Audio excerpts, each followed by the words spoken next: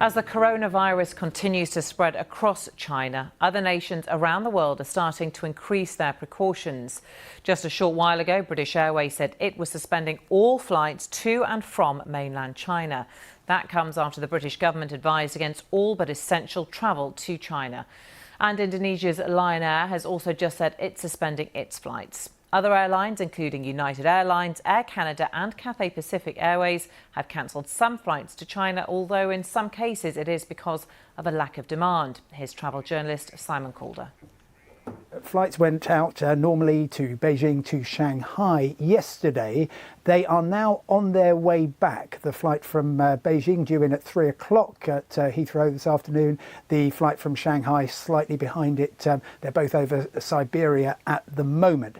They will have all the normal passengers who were booked on those flights, but they will also have, crucially, the crew who flew out yesterday.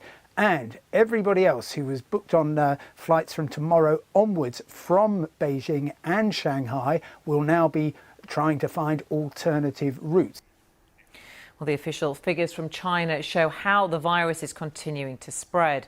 The number of confirmed fatalities rose by 26 to 132 as of Wednesday morning. Almost all of those deaths are in Hubei province, where the virus was first discovered. And there was also a sharp increase in the number of confirmed infections, up by almost a third to stand at just under 6,000. Well, here's what the Chinese officials had to say at a news conference in Beijing just a short time ago. We are now in the critical period of the prevention of this epidemic. We need to control the potential source of virus. Yes, recently we do have people travel from Hubei to Fangzhuang area. And in other communities, we also have the similar travelers from Wuhan. And also we actually have the registration and management of those people who travel from Wuhan or from the Hubei province. And we ask them to stay at home for the 14 days quarantine. Let's go live now to Robin Brandt, who's in Shanghai. Robin, welcome to you. With the authorities calling this now at a critical stage, what's your assessment of how they view this crisis as being at? Well, on the one hand, we have a country that's certainly around Wuhan, the epicenter city, and the surrounding province of Hubei, essentially a lockdown involving millions of people. On the other hand, we have international governments seeking to remove their people from that city. At the same time, airline companies restricting, some of them going even further and completely suspending flights in and out of the country. They say that's because they need to protect their passengers and their staff, but also, as I think you've alluded to, obviously the demand for seats on flights now, given the change in advice in the US, the change in the UK, is going to absolutely plummet.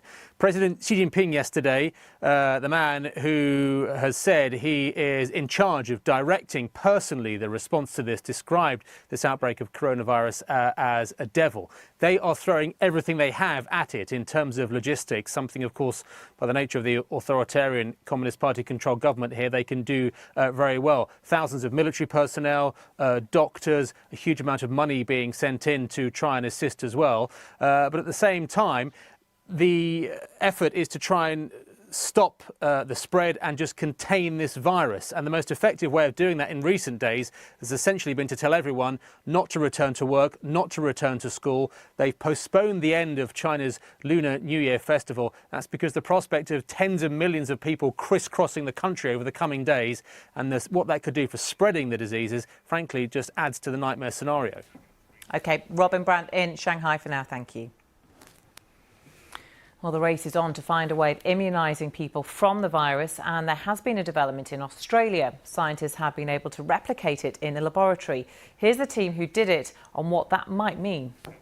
Yeah, it all feeds into the global health response and for a public health initiative, and it's a really important component in that because no virus has appeared to come out of China yet, and it appears that other people have had difficulty growing. I guess when we provide the virus to others who will bring their expertise to it, it will mean that, if you like, the cycle time on what they can do will be short.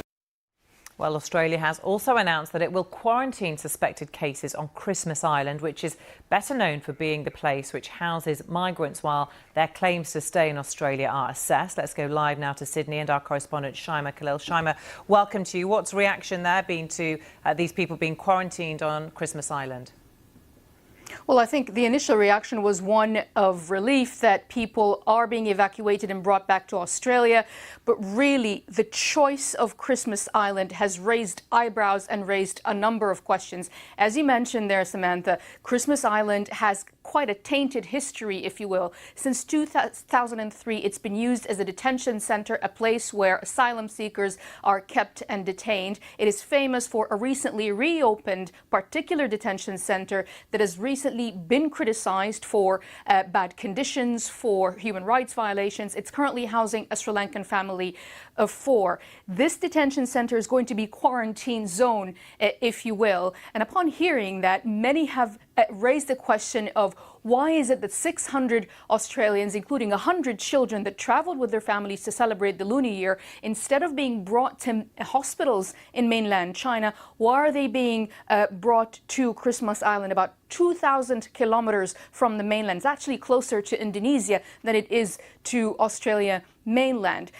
The other thing is if it's a place that's been criticized for bad conditions in the past, why is it suddenly deemed okay for people to be there, to be quarantined for 14 days? Is there going to be adequate guards, adequate medical facilities? All of these are questions that the Prime Minister has not answered. And also, inside Christmas Island themselves, we've heard from the authorities who've told local media that the first they heard about was from the media when the Prime Minister announced it. So in principle, there is a sense of relief that Australians are coming back, but the place that they're going to go to when they do come back is quite problematic.